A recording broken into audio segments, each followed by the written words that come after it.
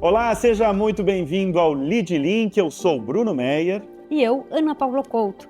Neste episódio, vamos descobrir o que torna uma marca referência no mercado e lembrada pelo público.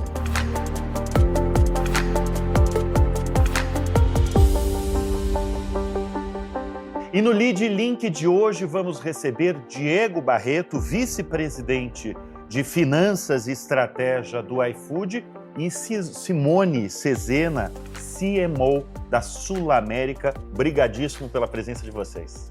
Muito obrigada pela presença dos dois. Começamos com a pergunta que motivou este episódio, que é como se tornar uma marca lembrada pelo público, lembrada pelos consumidores, uma referência no mercado. Começo com a Simone.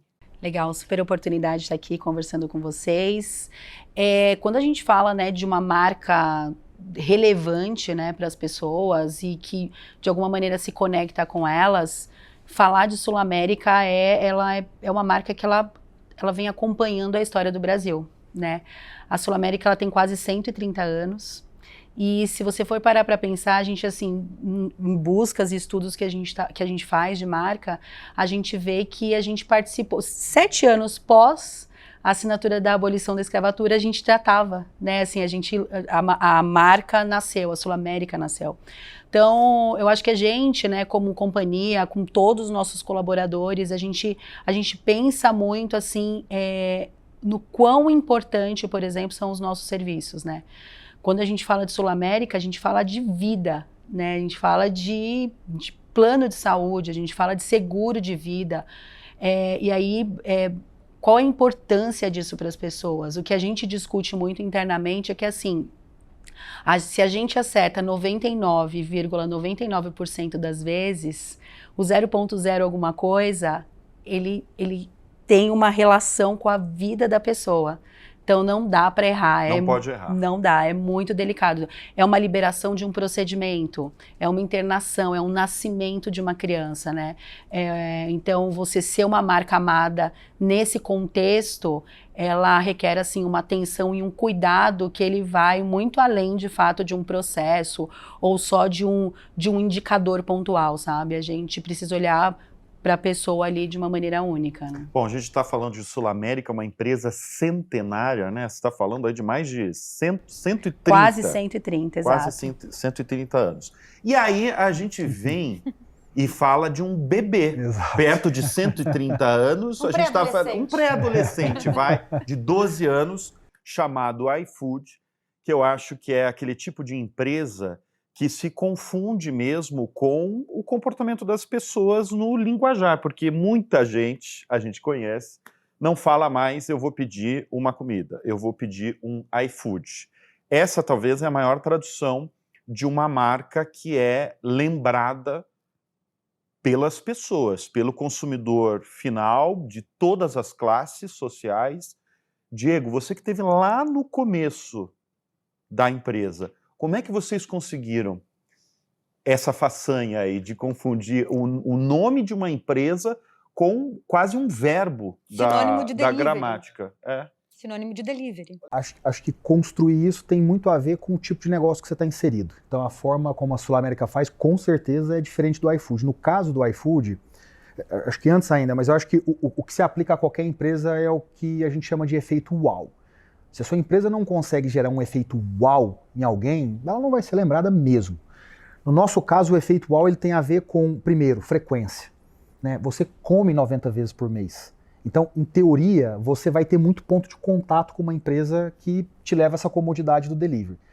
Então, o primeiro ponto meu aqui é conseguir ter uma oferta que te faz querer voltar sempre. Então, como a minha oferta ela é muito vasta, você considera no almoço, no jantar, no café da manhã, no final de semana, dia de semana.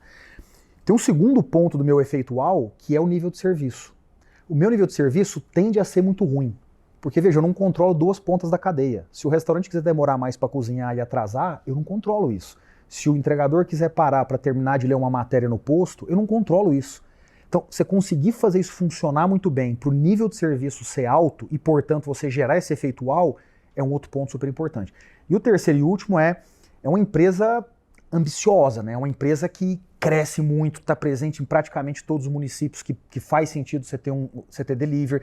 É uma empresa que está nos principais pontos de cultura do Brasil.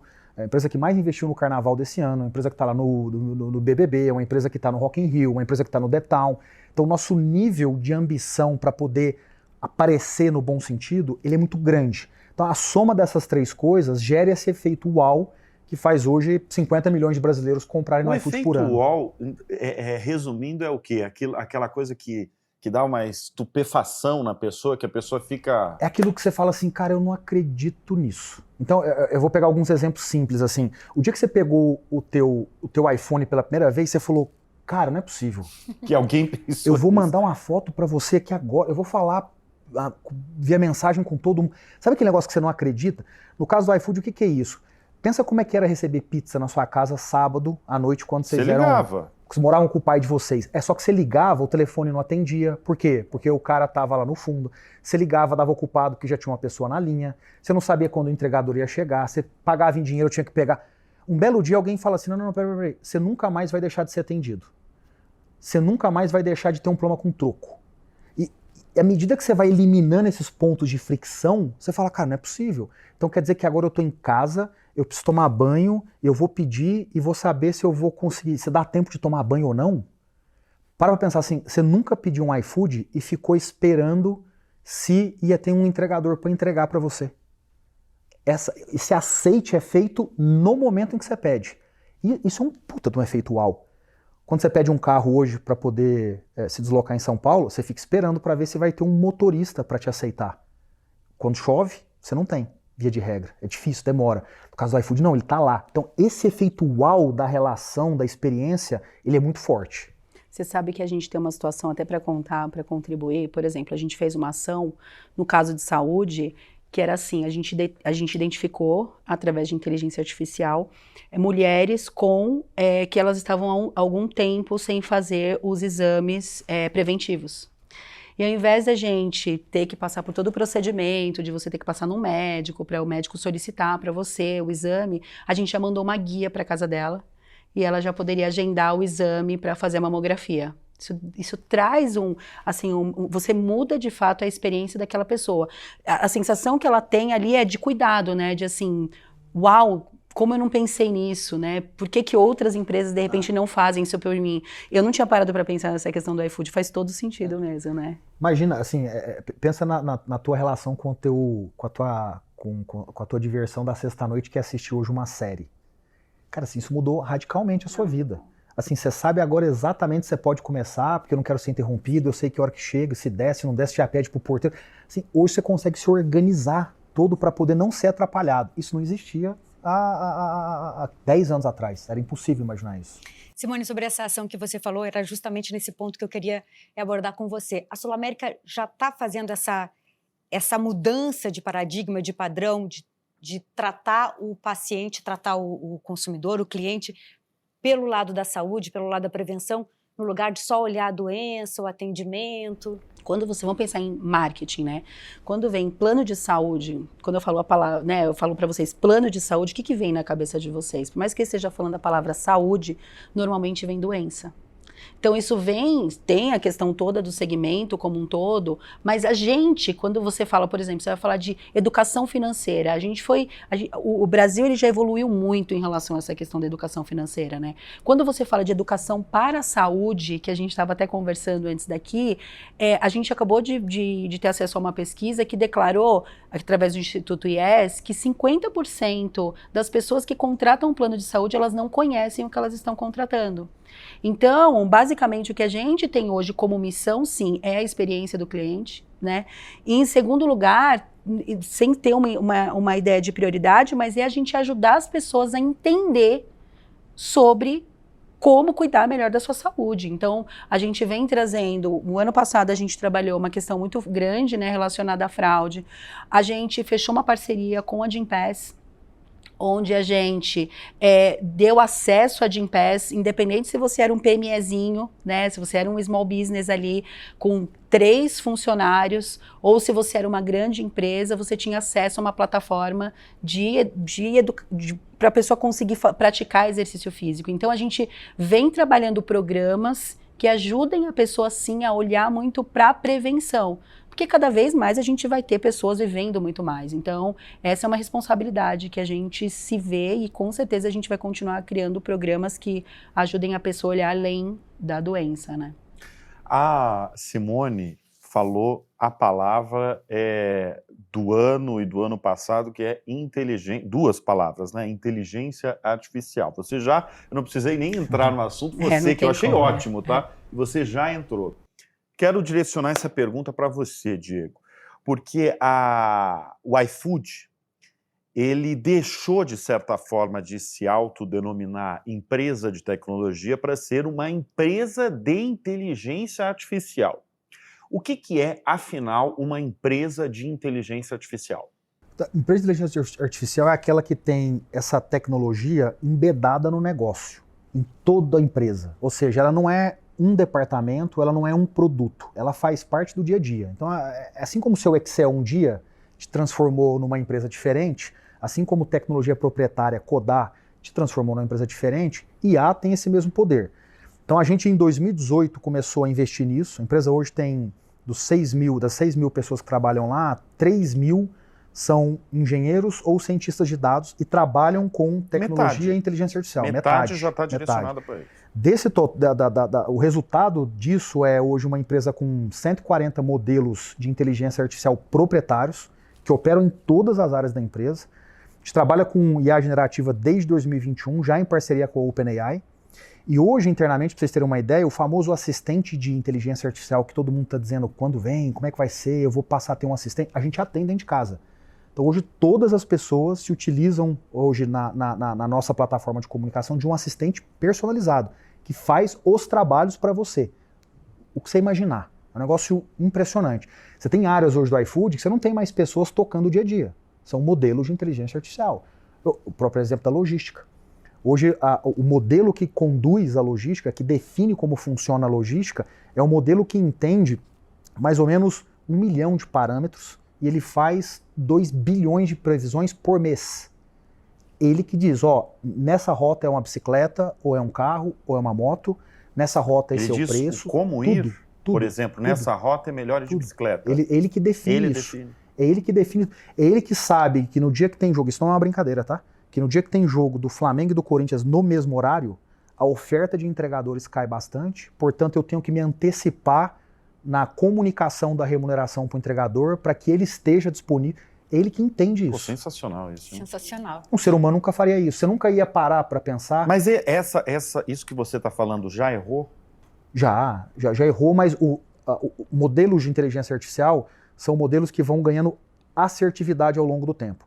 Em especial modelos de machine learning, porque ele vai entendendo o parâmetro e ele vai melhorando essa capacidade dele ao longo do tempo. Hoje a assertividade desse modelo logístico é de 99,9%. E como é que se dá essa dinâmica, esse aprendizado constante e o melhoramento da tua empresa com inteligência artificial generativa? Isso se dá de 3 formas. A primeira é ter uma base de dados que a gente chama de data lake. Não, e vocês têm um arsenal de dados de todo brasileiro, praticamente. 1.500 cidades. É um fato, mas a beleza é você ter a maior quantidade possível, não só dos dados lá do seu consumidor, do restaurante, mas todos. Por quê? Porque a correlação de 2 coisas, você não sabe até o dia que o modelo te diz existe uma correlação para isso. Então, a correlação do jogo do Corinthians e Flamengo no mesmo horário com a disponibilidade de entregador, você provavelmente não saberia. É o modelo que descobre isso. Ele trouxe isso. Então, e ter uma base de dados, e em especial tem um detalhe. Mas você teve aqui. Que fazer uma pergunta para isso? Não. Nesse caso aqui... Porque tem muita gente que eu escuto falar isso, né? Você tem que fazer uma pergunta certa para vir uma resposta... Mas esse é para o modelo de IA generativa. Generativa, né? Tá. O modelo que não é generativo... São os prompts, né? Exato. Você desenha um código e ele vai aprendendo a partir dos resultados e do input de mais informação. E aí aquele código inicial ele vai sendo reconstruído pelo próprio modelo.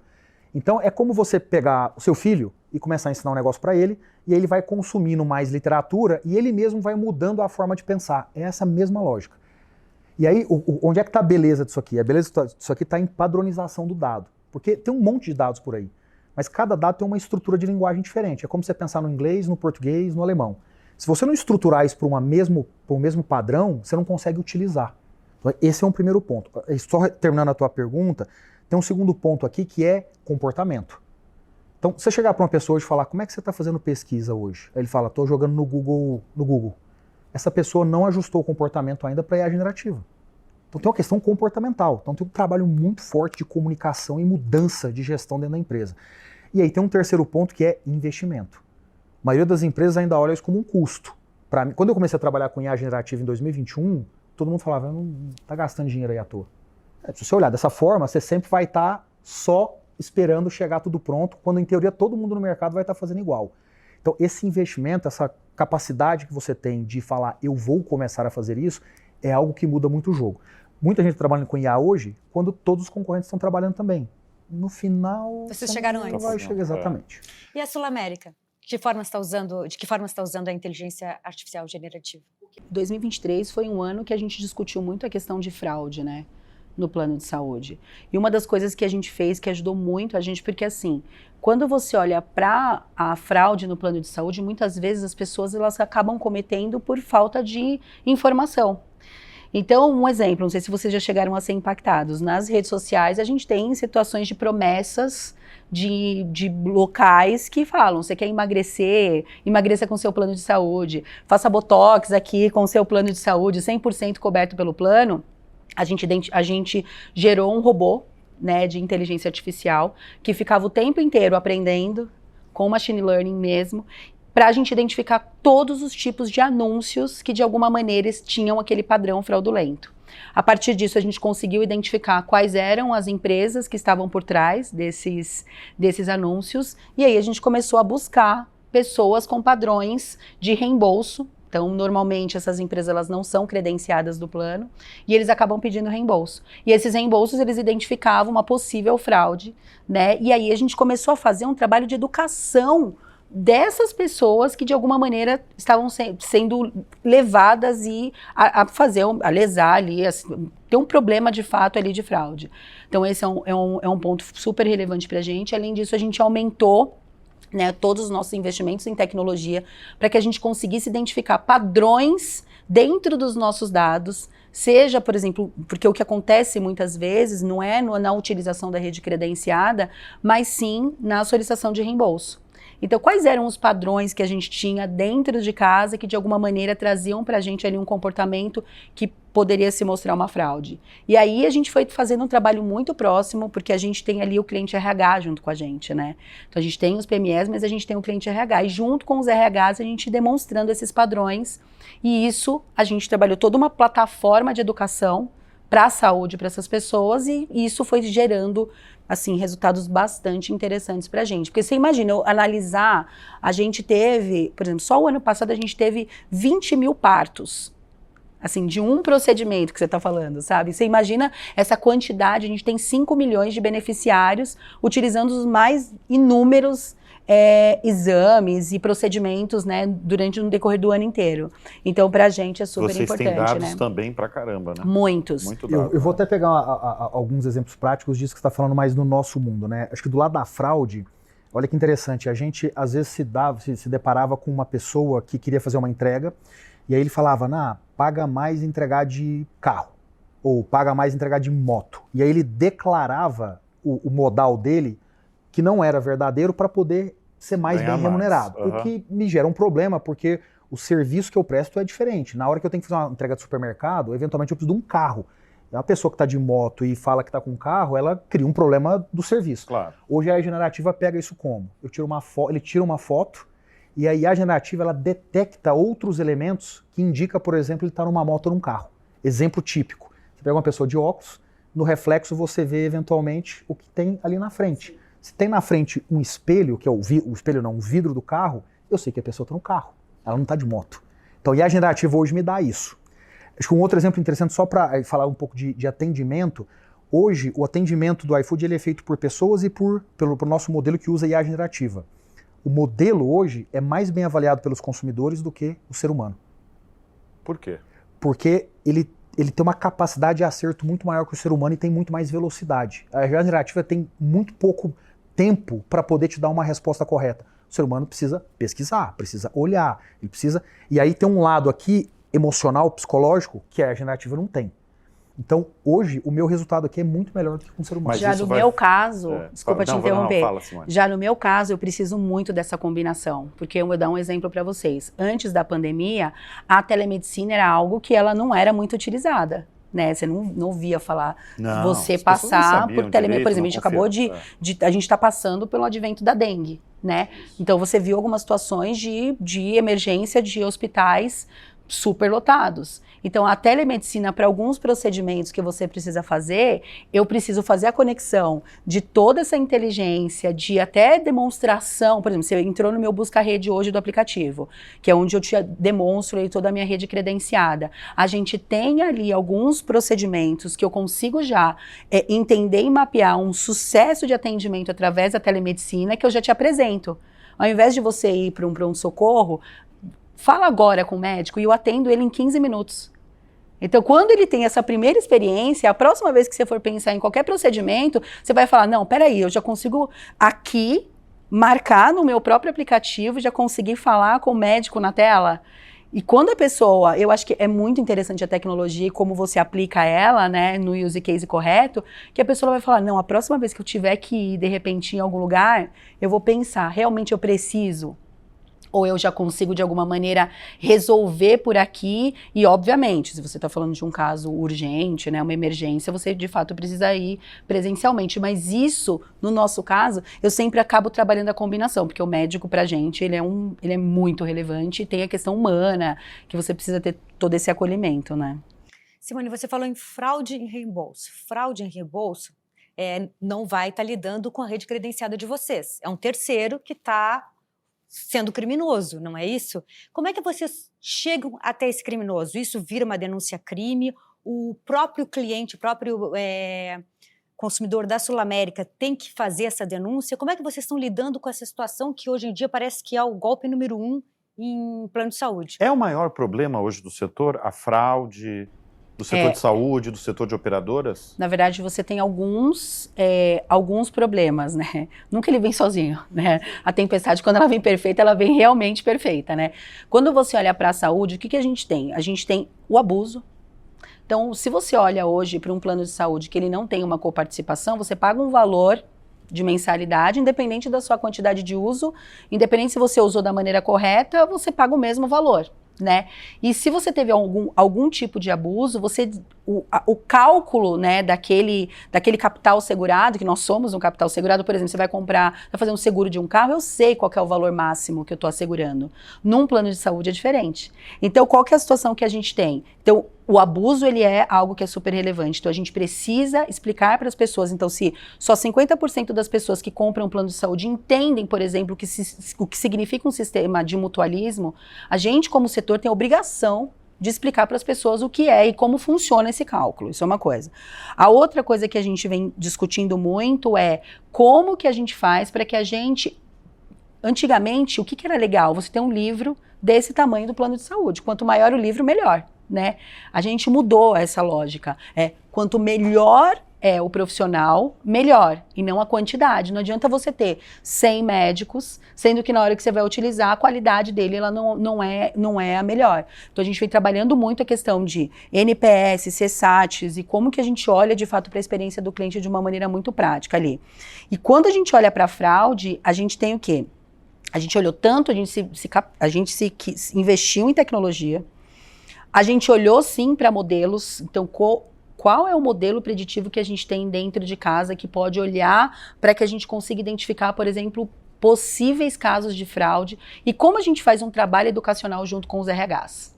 Por quê? Porque às vezes aquela situação, antigamente você ouvia assim, você tem aqui, eu sei que seu plano de saúde, por exemplo, ele te dá R$300 de reembolso, mas eu vou dividir aqui o recibo para você em 2 meses. A maior parte das fraudes vem do reembolso mesmo. Entendeu? Então, isso, às vezes, a pessoa fazia essa divisão de recibo e ela não tinha conhecimento de que aquilo de fato era uma fraude.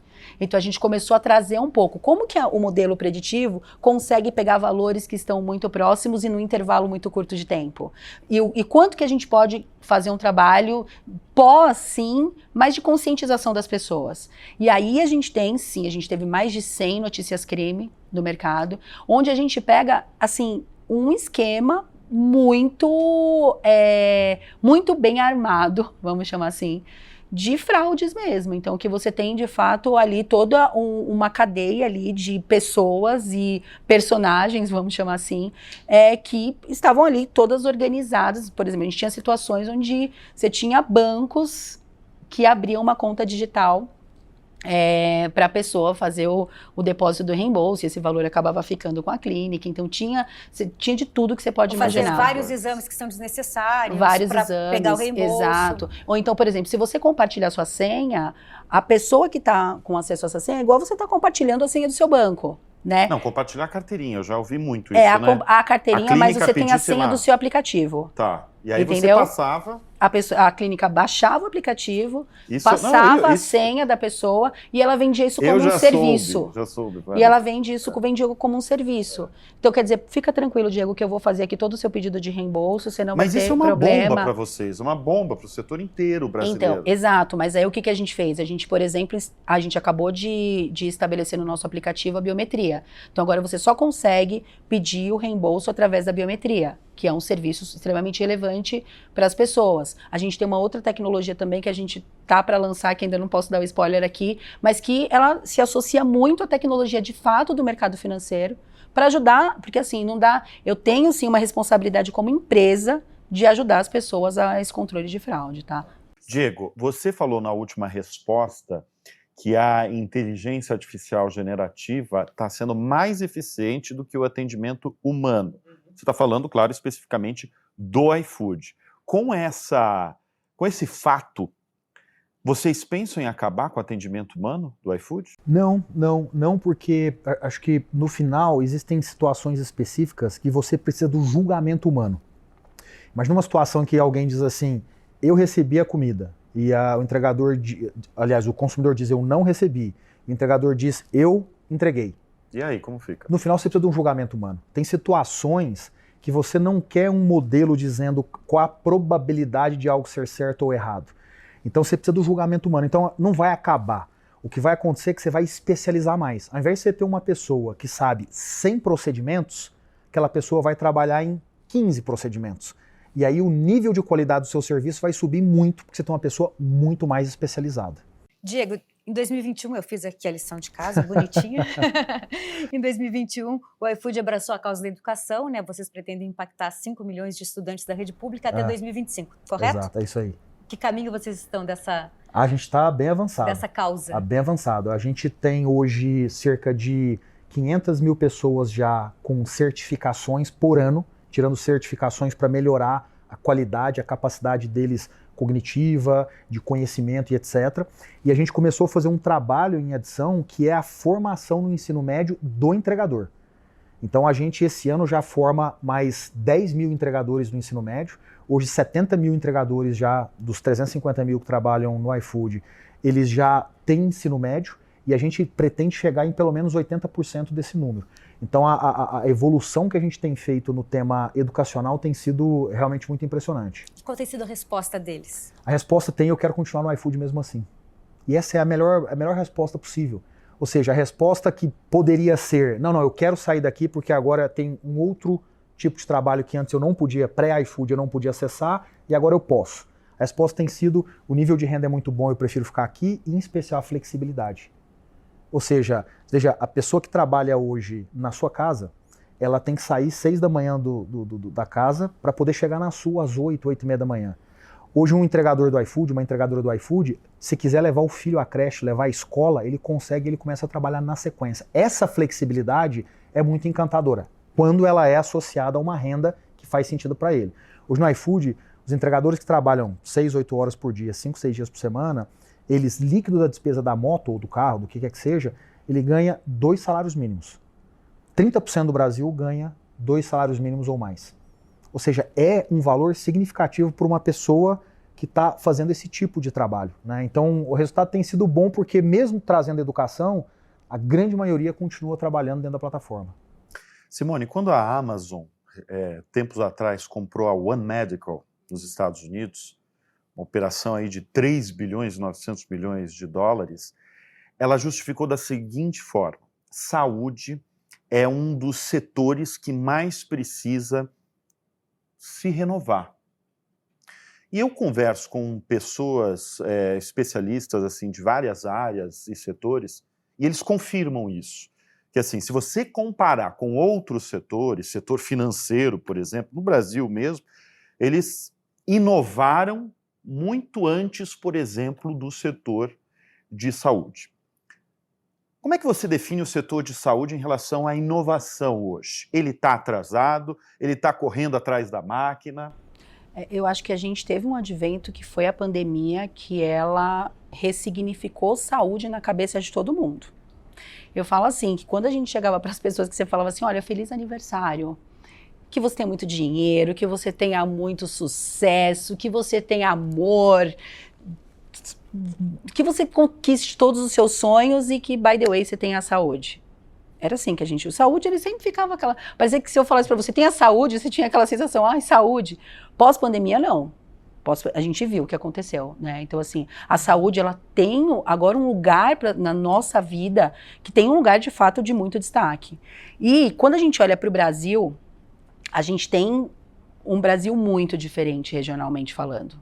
Então, acho que um trabalho que a Sul América vem fazendo, né, olhando aí para a saúde, é a questão de o que você consegue levar para cada região do país que pode, de alguma maneira, tirar um pouco da desigualdade que existe hoje do eixo Rio e São Paulo. Né? Então, acho que esse é um desafio e uma causa que a gente acabou abraçando em 2023. O que a gente vem trazendo, o que a gente trabalha muito é como que você olha para cada região e identifica, por exemplo, prestadores, que é o que a gente fala, são hospitais, os médicos ali da rede credenciada, que de alguma maneira a gente traz ali um plano de saúde de qualidade para aquela região. Como que você faz para dar acesso? Porque no final do dia, um plano de saúde, um seguro saúde, ele dá acesso para as pessoas a uma saúde de qualidade. Porque se você vai, por exemplo, de uma maneira particular num hospital, é muito difícil você conseguir arcar com os custos. Então, no final do dia, um seguro saúde com a sua conta baseada no mutualismo, ele traz mais acesso às pessoas. Então, acho que esse é o primeiro trabalho que a gente fez. Então, através do nosso produto, que é o Direto Nacional, a gente começou a olhar para várias regiões do país e começou a trabalhar a necessidade específica daquela região. Essa é uma coisa. O outro lado que também a gente vem trabalhando muito é a questão de, assim, como eu olho para produtos que são mais adequados, de fato, que ajudem as pessoas a usar melhor o plano de saúde. Então, uma das coisas que a gente viu, a gente tem uma rede de laboratórios muito relevante. Então, os maiores laboratórios hoje são aceitos pela Sul América. E a gente tinha uma quantidade de reembolso muito grande, porque às vezes eu ia, por exemplo, num médico, e ele falava, pode fazer aqui já direto os exames. E isso acabava abrindo uma porta, né, em alguns casos, obviamente que não são todos os casos, para fraude. Então, o que a gente lançou um produto que a gente chamou de reembolso modular. Ele tem, sim, um reembolso para algumas situações, porém, para exames, não. Então, isso faz com que eu ajude a ter uma lógica diferente. A Sul América foi pioneira nisso. E se você for parar para pensar, olhando para esse segmento, é difícil você tomar uma decisão dessa. E aí a gente começa a já ver que um movimento do setor já vem junto com a gente. Uma outra coisa também que a gente fez, em 2023, foi o que eu estava comentando, foi a parceria com a Gympass, que sai da lógica de você só falar, entre aspas, de doença, para uma lógica onde você traz a qualidade de vida e a prevenção. A gente está falando de quase 300 mil pessoas cadastradas no nosso programa, no Brasil inteiro. Então, às vezes, que você está falando de fato de um microempreendedor que jamais teria acesso a uma solução dessa, né? E que detalhe, ele traz esse benefício para os colaboradores dele. E a gente sabe que a partir do momento que a pessoa começa a cuidar mais da saúde, ela começa a olhar, por exemplo, para a questão da saúde mental. Então, um exemplo, telemedicina. A gente tem o psicólogo, né? O psicólogo na tela, que é um serviço que a gente tem, que você vai lá e você faz a sua terapia, faz todo o seu tratamento via telemedicina. Então, sim, a gente tem um caminho que é um caminho bastante importante para a gente, e que ele tá vindo. Então, assim, eu acho que, sim, tem um grande desafio para a gente, e os custos, eles são muito altos, né? Então, eu acho que esse é o ponto. Simone, como a Sul América tem conseguido equilibrar a difícil equação entre ofertar o benefício para o cliente e a sustentabilidade financeira da empresa, que, pelo que se sabe, é o grande X da questão dos planos de saúde. Como se sustentam ao longo do tempo? Porque não existe mágica, né, gente? É como qualquer serviço. Eu vou pagar o serviço, por exemplo, do iFood, eu vou fazer um pedido de um produto, eu vou ter uma taxa, né? Então, é a mesma coisa, a lógica de um plano de saúde. Quando você olha para o plano de saúde, você faz uma conta, né, que um valor que eu calculo, tem uma conta atuarial em cima de todo o valor que eu vou te cobrar naquele ano, e qualquer desvio que a gente tenha, ele vem desdobrado num reajuste. Então, a gente teve alguns anos, né, principalmente pós-pandemia, de reajustes que foram reajustes significativos, né? O setor como um todo teve isso. Então, o que a gente vem trabalhando muito é como eu faço para ter produtos cada vez mais inteligentes para essa nova lógica. Então, quais são as ferramentas que a gente tem hoje? Eu tenho a coparticipação. A partir do momento que eu tenho um produto com coparticipação, as pessoas elas têm muito mais preocupação em como ela vai utilizar o plano de saúde. A gente tem o reembolso modular, como eu acabei de dizer. Então, eu trabalhando um produto muito mais adequado e trazendo uma rede credenciada cada vez mais de qualidade, a pessoa ela vai pedir menos reembolso. Então, ela vai automaticamente usar o plano de saúde e vai viabilizar uma possibilidade melhor. Então, por exemplo, a gente tem alguns produtos que são produtos, por exemplo, que a gente acabou de lançar, que é o SulAmérica Médicos.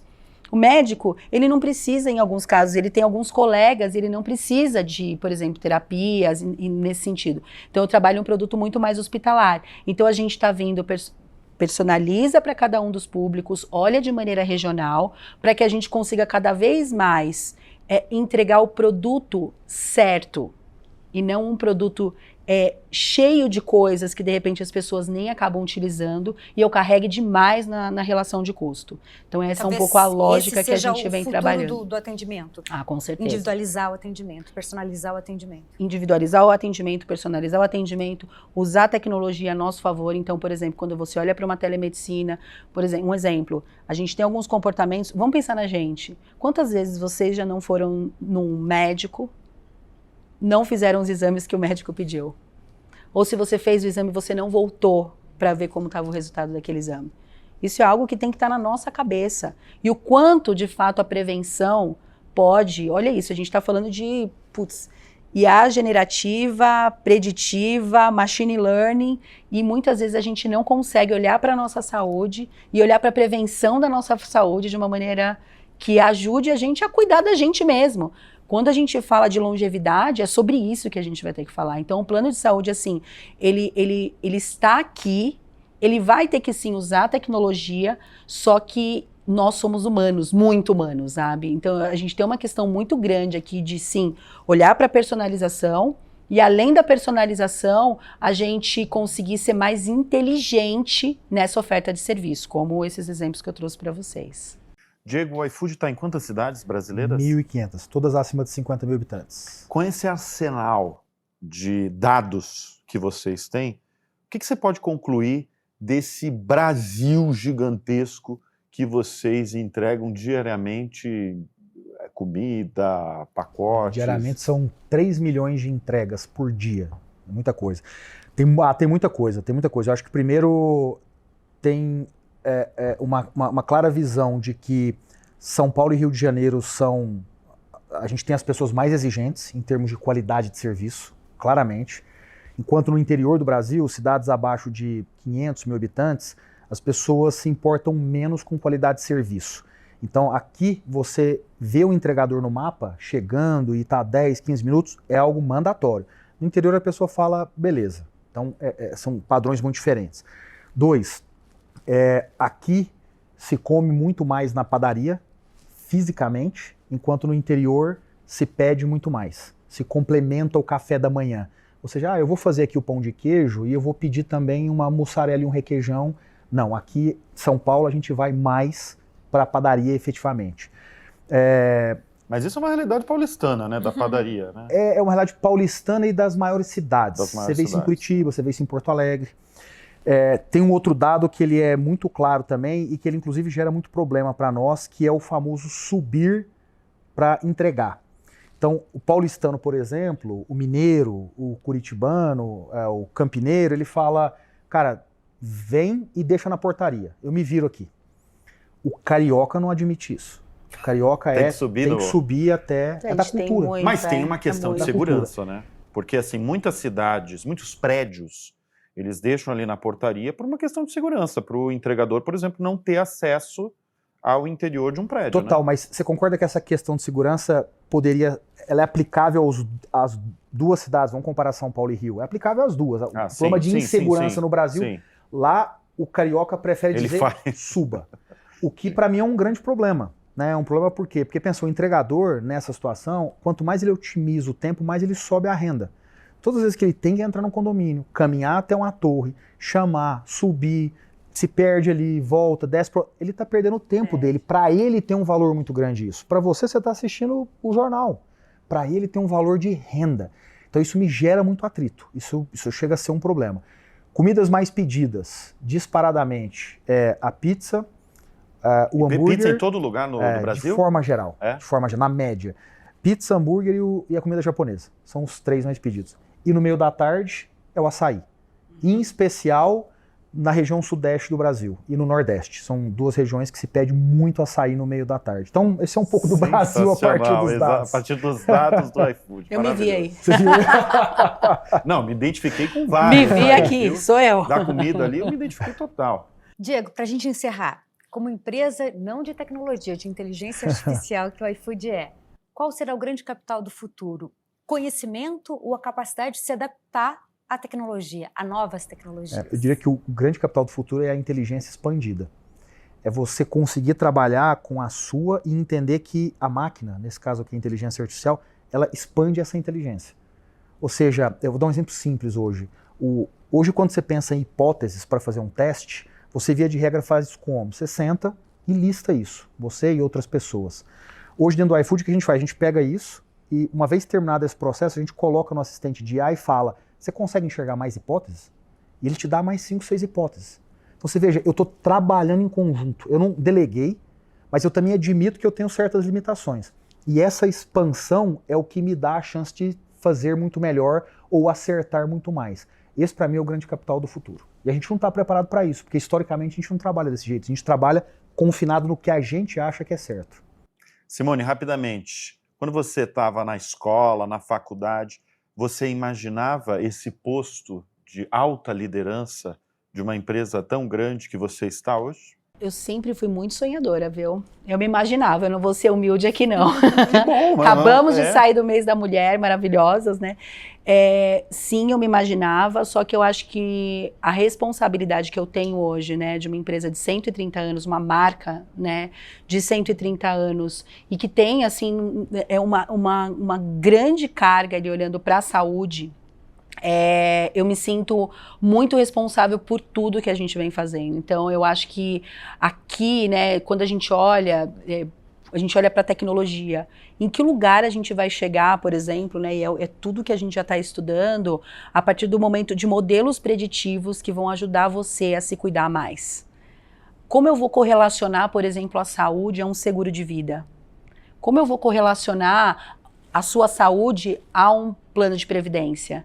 Então é tudo isso que a gente vem se provocando muito internamente. Então aqui pra gente, pra mim, acho que assim, o grande desafio, olhando, né, para os próximos 130 anos, é de estar nesse lugar. Que a partir do momento que você, de fato, ainda não consiga... Muitas vezes a gente tem dilemas, né? Porque somos seres humanos, né?